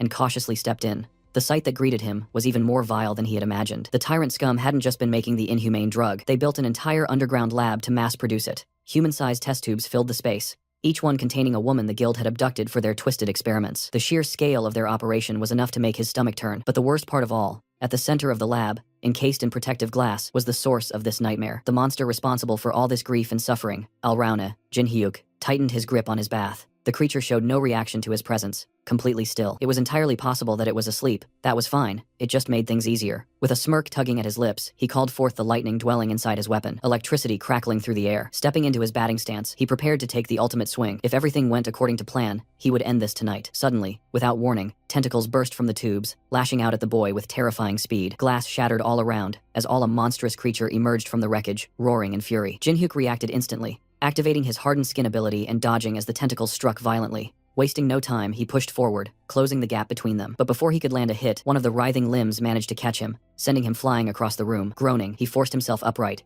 using his bat to steady himself. His mind raced. What was that power? Even with his armor and hardened skin, the attack had nearly pierced through. Shaking off the pain, he readied himself for another round. Charging in once more, he used his bat to deflect the flailing tentacles, maneuvering swiftly around the battlefield. With a sharp pivot, he ran up the wall, using the momentum to launch himself through the air. His strike was precise, the bat stabbing straight into Al Rauna's chest. Suddenly, electricity crackled around him as he channeled his skill, sending a surge of lightning through the monster's body. Al Rauna convulsed violently, its entire form twisting in agony before collapsing to the ground in a smoldering heap. Breathing heavily, Jin Hyuk scanned the aftermath. Amidst the wreckage, something caught his eye, an object lying near the monster's corpse. He approached cautiously, attempting to appraise it, but the result came up blank. Based on its shape and energy, he could only assume it was a magic stone. Without hesitation, he stashed it away and pulled out his communication device. Contacting Lucia, he asked if the girls had moved safely. She confirmed that they were fine, but quickly added something concerning. One of the Tyrant Guild members was with them. Jin Hyuk explained that the man had betrayed his own guild and had been helping them. He believed the guy was sincere. Lucia then inquired about Al Rauna, to which Jin Hyuk casually assured her that had been taken care of. Plus, he'd even scored a magic stone in the process. Just as he was about to leave, Lucia updated him on the battlefield. The others were still fighting against Titan Guild members, but something was wrong. Suddenly, the enemies had grown significantly stronger, fighting like they had gone completely berserk. Jin Hyuk's expression darkened. If the Titan Guild lost here, it would cause even bigger problems. He instructed Lucia to help them out. She acknowledged the request, her bow already charging with energy before ending the call. with a teasing remark about how he owed her a ridiculous amount of sweets for this. Jin-hyuk chuckled lightly, stepping over the remains of the battle. But just as he moved forward, his expression sharpened. He wasn't alone. Without turning, he called out to the unseen presence, his voice calm but firm. He knew someone was there. A man emerged from the shadows, looking genuinely surprised that he had been sensed. Jin-hyuk narrowed his eyes. There was no need for small talk. What was the real objective here? Was it the all-round stone? Or was it him? The man smirked, admitting that he had originally come for the stone. But after seeing Jin-hyuk in action, he had changed his mind. Jin-hyuk's gaze darkened. That was a mistake. Without warning, he charged forward, bat raised for another fight. The assassin lunged, aiming a deadly stab with his knife, but Jin-hyuk slipped past the attack with ease. Countering instantly, he struck with his hand, only for the assassin to block, clearly taken aback by Jin-hyuk's speed. For a brief moment, the assassin reeled. Too fast. Far too fast for a C-rank hunter. That's when it clicked. This wasn't the first time Jin-hyuk had reacted unnaturally fast. Even back at the home, catching that poison dart wasn't just luck. Jean-hyuk suddenly hurled his bat, but the assassin sidestepped, watching as it embedded itself deep into the wall. Before he could react further, Jin-hyuk leaped into the air, calling his bat back to his hand like a magnetized weapon. The assassin barely had time to register what was happening before the bat came swinging toward him. Dodging at the last second, the assassin managed to land a counterattack, striking Jin-hyuk's back, but the hit was completely nullified by his armor. Frustrated, the assassin adjusted his strategy, aiming directly for the boy's neck, but Jin-hyuk deflected him with a forceful shove. Without wasting a second, Jin-hyuk charged his bat with raw electricity, forming a concentrated lightning ball before hurling it straight at the assassin. The man barely managed to conjure a defensive shield, struggling to withstand the sheer force of the attack. Smoke filled the air as the battlefield crackled with energy. Through the lingering smoke, Jin-hyuk surged forward, his grip tightening around the bat. With deadly precision, he struck the assassin, the weapon crackling with lightning as the force of the impact coursed through his enemy's body. One final blow ended the fight. The assassin collapsed lifeless. Outside, chaos reigned. The Titan Guild members worked swiftly, burning the bodies of the fallen tyrant guild hunters to erase all traces of the battle. Amidst it all, Young-suk, now tending to his wounds, reflected on how close they had come to death. If that elf hadn't stepped in, they would have been wiped out. Her arrows, sharp, swift, and relentless, had matched the caliber of an S-rank hunter, a terrifying thought in itself. As the cleanup continued, a hunter approached with an update. All the wounded had been transported to the hospital, and every piece of evidence had been erased. Young-suk gave a nod. With the tyrant guild taken care of, it was time to move forward with a welcoming ceremony. But just then, an unexpected arrival disrupted the moment. Dae-yoon, the tyrant guild member who had betrayed them, rushed in, his expression tense. There was no need for words. His face alone carried bad news, and sure enough, his warning was dire. The tyrant guild leader, along with their main forces, was already on the way. A chilling realization settled in as Young-suk stiffened. The guild leader Jo Won-chul was coming. A brief moment of silence followed before the weight of those words sank in. There was no chance of winning against someone like him. Before they could fully process the first report, another followed, confirming that the tyrant guild hunters were approaching fast. Time was running out. Quickly assessing the situation, Young-suk made the only logical decision: abort the operation. A retreat was their best option now. Turning to Dae-yoon, he asked if the man would be coming with them, but hesitation flickered in his eyes before he shook his head. Leaving now would make his defection far too obvious. He would stay behind and submit a false report instead. Young-suk studied him for a moment before offering a nod of understanding. That was fine, but one thing was certain: an all-out war between the guilds had to be avoided for now. Before departing, he issued one final order: pin everything on Hunter Kang Jin-hyuk. The informant remained silent, weighing the implications of that command. Meanwhile, the Titan Guild made their retreat. As they ran, one of the hunters voiced his skepticism, questioning whether Young-suk's trust in Dae-yoon was warranted. But Young-suk barely spared him glance. It didn't matter. They just needed time, because sooner or later, full-scale war was inevitable. Dae-yoon stood in place, his posture calm yet alert. Moments later, Lucia approached, her gaze sharp as she questioned whether he was the person Jin-hyuk had mentioned. Without wasting time, she told him to, "Let's go." Jin-hyuk was waiting inside. The elf, ever composed, asked if the situation had been handled. Jin-hyuk simply nodded, stating that he had taken care of the man who had followed them. With that out of the way, Dae-yoon turned to Jin-hyuk, seeking an update on their current predicament. Jin-hyuk wasted no time in explaining. Alraune was dead, but there was still a loose end to deal with. He suggested pinning everything on the attacker, making it look like he had died in battle against Alraune. The elf hesitated for a moment, questioning if Jin-hyuk truly intended to frame the man for everything. Our boy, unbothered, told him to check the diary. Inside were the names of all the victims of recent serial murders. Their attacker wasn't just some random thug, he was the great guild killer, the one who had been shaking the entire public by targeting major guilds. If they made him the scapegoat, no one would suspect a thing. Without hesitation, Jin-hyuk turned to Dae-yoon, asking if he could handle it. Dae-yoon, still processing the plan, admitted that he didn't fully understand Jin-hyuk's methods. But if he was saying there wouldn't be problems later, then that was enough. He assured them that he would take care of the rest, and urged them to leave. After all, the Tyrant Guild was already on its way. They had roughly 2 hours before their arrival. Fortunately, the advanced party had been nothing more than an illusion he had created. Before parting ways, the Dae-yoon expressed his gratitude, thanking Jin-hyuk for saving him and the others. Jin-hyuk, as usual, dismissed it casually. There was no need for thanks, just a simple request to contact him once everything was over. As he walked away, our boy couldn't help but smirk at the thought of what was about to unfold. The Tyrant Guild had suffered a massive blow, and once the other guilds caught wind of it, they wouldn't just sit back and watch. The guild's downfall was inevitable, And honestly, he was looking forward to seeing it crumble. Meanwhile, the scene shifted to Titan Guild's master, Seo Sangho, and his secretary, deep in discussion over the latest developments. The situation had escalated beyond expectations, and it was no longer just a problem for the Titan Guild. It affected the entire guild system. Sangho decided that the best course of action was to share the information anonymously. His secretary, however, pointed out that doing so would benefit other guilds, potentially putting Titan at a disadvantage. But the guildmaster wasn't concerned about that. If word got out that Titan Guild was directly involved, the resulting guild war would be catastrophic. It was better to resolve the situation quietly than to waste time scheming for personal gain. With that, the secretary followed orders and anonymously leaked the information. Not long after, the news exploded with reports about the Tyrant Guild's criminal activities. People everywhere were talking about it, and arrests within the guild were already being made. Despite the overwhelming evidence, the Tyrant Guild refused to submit to the investigation. One person who wasn't taking it well was Young Seok. Enraged, he cursed his guildmaster, blaming him for ruining everything. He wasted no time dialing his superior, demanding to know why they had given away the information anonymously. After all, they had done all the work. Yet now, those Ultron bastards were being hailed as heroes. The guildmaster remained unfazed, explaining that if they had exposed themselves, the Tyrant Guild would have crushed them before the other guilds had time to react. But Youngsuk wasn't satisfied. He argued that if his plan to recruit an S-rank hunter succeeded, the Tyrant Guild wouldn't stand chance. The guildmaster, however, wasn't convinced. He questioned whether Youngsuk could truly guarantee victory against the Tyrant Guild's master, and more importantly, what would happen to the civilians caught in the crossfire. Youngsuk dismissed the concern, calling it a minor loss compared to the power they would gain by absorbing the Tyrant Guild's strength. That was the last straw.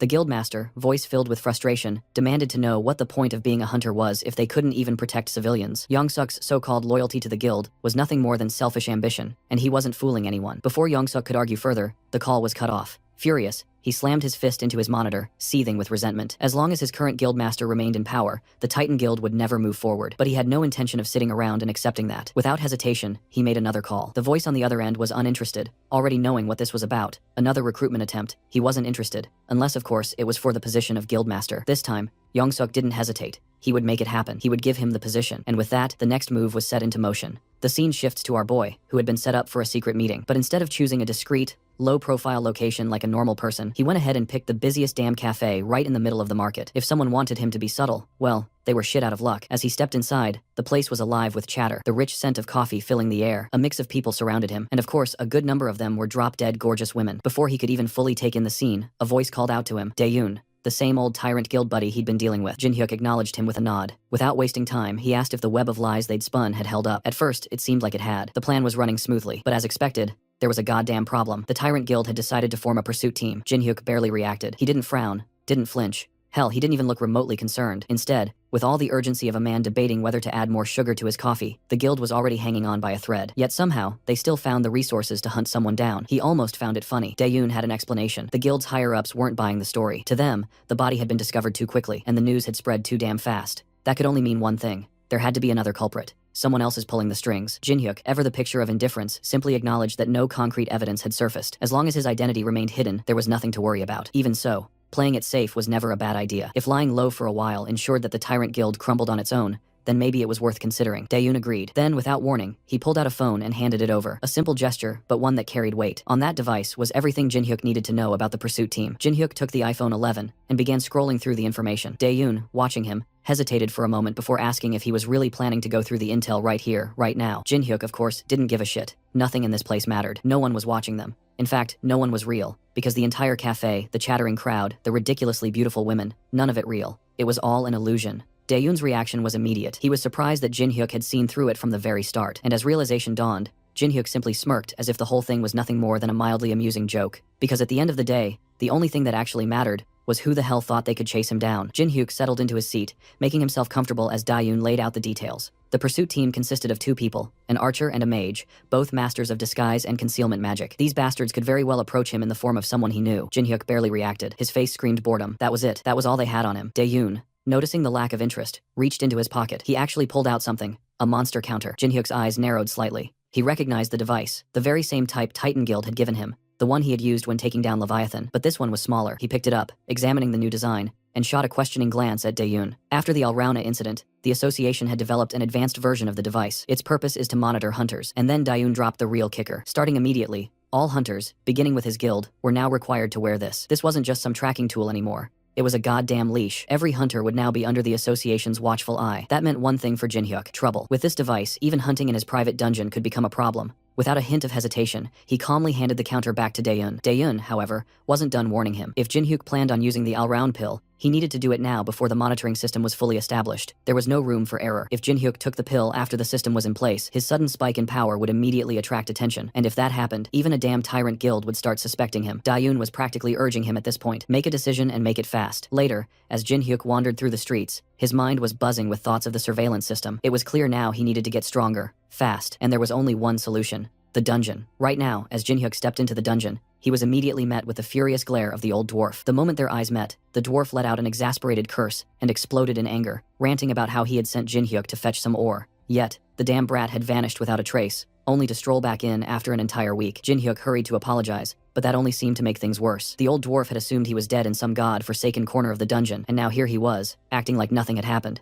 Trying to defuse the situation, the boy urged him to calm down, saying he had something important to show. The moment the dwarf's eyes landed on it, his face twisted in pure outrage. His anger boiled over as he demanded if Jin-hyuk had even a single functioning brain cell to realize what kind of shit he had just brought into the workshop. Not waiting for an answer, he spat out that the core was cursed, filled with countless grudges, and that dwarves, being highly vulnerable to curses, didn't even dare to look at such things unless they had a death wish. Before coming here, Lucia had told him she had some urgent work, and practically shove him ahead. Now it all made sense. That cunning little devil had set him up. Meanwhile, the dwarf was still going off, calling the core a worthless piece of junk, and ordering him to get rid of it immediately before it did something nasty. Jin-hyuk, feeling a little guilty now, apologized again, but the old dwarf just let out a long, suffering sigh and muttered that being an idiot wasn't a crime. Shaking his head, he grumbled that he'd take care of this mess for now. That's when it clicked for Jin-hyuk. Dwarves were prideful bastards. When it came to their pride, they could pull off the impossible just to prove a point. As the old dwarf turned to leave, Jin-hyuk smirked and, in a deliberately mocking tone, muttered that if even the great boss couldn't handle it, then there was no other choice. Lucia had been damn right all along. She even said it would be too much for him. The words landed perfectly. The dwarf froze, his face twisting as if someone had just stomped on his pride. His voice came out sharp as he demanded to know exactly what that elf brat had said about him. And just like that, the scene shifted once again. Jin-hyuk found himself standing on the same cliff, staring down at the place below, the temple of a dragon. The old dwarf had taken the bait, fully accepting the challenge. He had shoved a key into Jin-hyuk's hands, instructing him to open the temple and purify the curse. Only then, he declared, would he forge something even better than that pathetic bat Jin-hyuk was using. Lucia, of course, had plenty to say about this. She gave Jin-hyuk an incredulous look and muttered that he was completely insane for using her name to provoke the dwarf. The boy just shrugged, reminding her that she was the one who abandoned him first. Without missing a beat, he held up the key and asked if his thing could really open the temple doors. For the first time, Lucia's expression turned serious. She confirmed that it could, but then asked if he had any idea what kind of place he was about to step into. Jin-hyuk, still unfazed, tilted his head and asked what she meant. Wasn't just some temple. Lucia let out a sigh, clearly frustrated by his lack of concern. It wasn't just a peaceful old ruin. It was far more dangerous than any dungeon he had faced so far, and if he went in now without preparation, he'd be dead before he could even satisfy her with his damn chocolates. She made it clear she couldn't afford to let his stupid ass get killed. With that,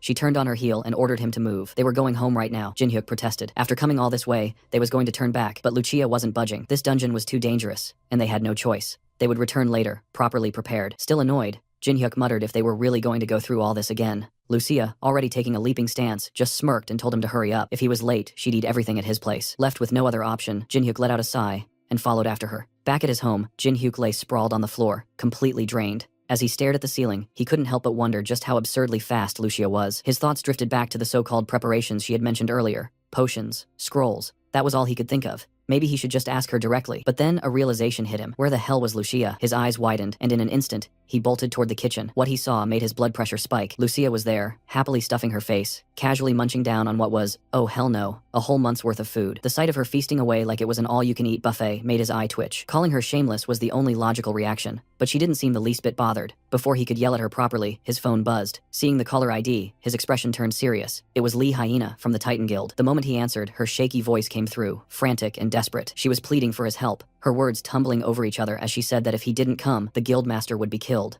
Jin-hyuk didn't waste a second. Without hesitation, he told her he was on his way and demanded the location. As dusk settled, the dimly lit room painted a grim picture. Bloodied clothes strewn across the table, a first aid kit lying open, and Seo Sang-ho slumped his chair, his body covered in fresh bandages. His secretary, Lee Hyena, worked frantically, her hands trembling as she patched him up. Tears welled in her eyes as she begged him to hold on, sobbing that Kang Jin-hyuk was on his way. But the pain was unbearable. Sang-ho coughed violently, a fresh trickle of blood escaping his lips, making Hyena's chest tighten in helplessness. Seeing her boss in such a wretched state was more than she could bear. Sang-ho, despite his pain, forced a weak smile and assured her that he would be fine, telling her not to cry. But she wasn't stupid. She knew he was lying through his teeth. His condition was worse than he wanted to admit. Just then, the doorbell rang. Hyena flinched, her heart skipping a beat. But when she checked the security camera, relief flooded through her. It was Jin-hyuk. As soon as he stepped inside, Jin-hyuk wasted no time. He opened his inventory, retrieving a potion bottle, and moved towards Sango. The injured man let out a weak chuckle, barely managing to thank him for his kindness. But Jin-hyuk simply told him to brace himself. The potion would sting like hell. Without further delay, he poured the liquid over Sangho's wounds. The moment it touched his skin, a sharp, burning pain tore through his body, making him writhe in agony. But soon, the worst had passed,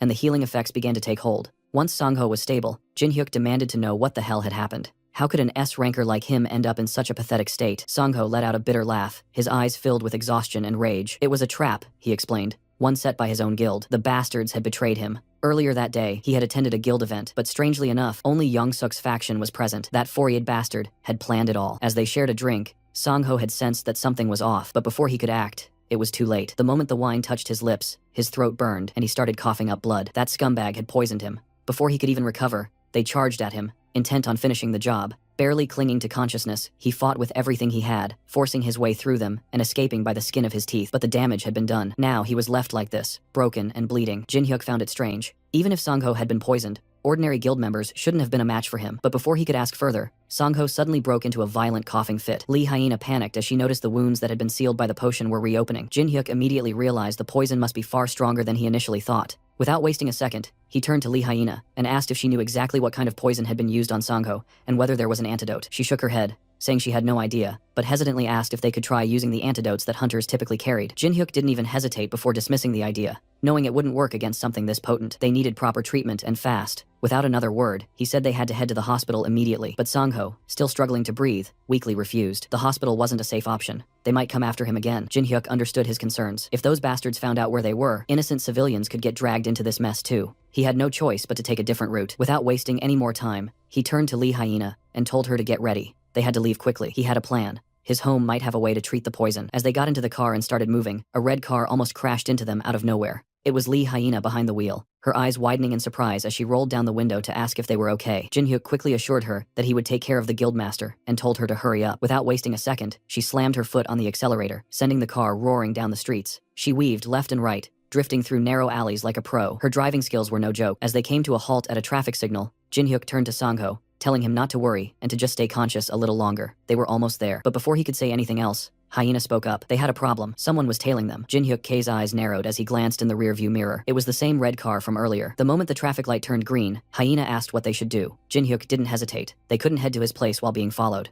He had no choice. He told her to follow his directions. After a while, they finally pulled up at a construction site. Jin-hyuk told Hyena that he would block their pursuer and handed her his location, quickly informing the elf to open the door for them. As he stepped out of the car, a man in a black hoodie approached, his voice dripping with mockery. Instead of Sangho, a lower-ranked guy was stepping up to block him. Jin-hyuk scanned him, thinking only one person seemed to be tailing them. Just then, his phone rang. It was Lee Hyena. She hadn't left yet. Annoyed, Jin-hyuk picked up and asked why she was still there. But before he could say another word, her panicked voice cut through the line. She told him to run no matter what. The bastard standing in front of him was none other than S-class hunter Kang Juntae. Jin-hyuk's heart nearly stopped. An S-class? Before he could fully process it, the bastard lunged at him, wasting no time and trying to end things quickly. But Jin-hyuk's presence detection skill kicked in at the last second, and his bat moved on its own, blocking the attack just in time. The sheer force of the strike sent the bat flying some distance away, making Jin-hyuk realize just how strong his opponent was. Without wasting another second, he quickly put some distance between them and told Hyena to leave immediately. He couldn't hold this guy off for long, but he would catch up later. She hesitated for a moment, not wanting to abandon him, but in the end, she told him he'd better follow them. Jin-hyuk watched the car speed off. He let out a mocking laugh, asking where they thought they were going. Without hesitation, he summoned his spear and prepared to strike. Lee Hyena, wasting no time, stomped on the accelerator. But before the car could move forward, Juntae had already launched himself into the air. He was certain he had them until something else caught his attention. Jin-hyuk came at him with a powerful kick, but it barely missed. As expected from an S-ranker, Juntae dodged it with ease and immediately countered with his own kick. The impact sent Jin-hyuk skidding across the road,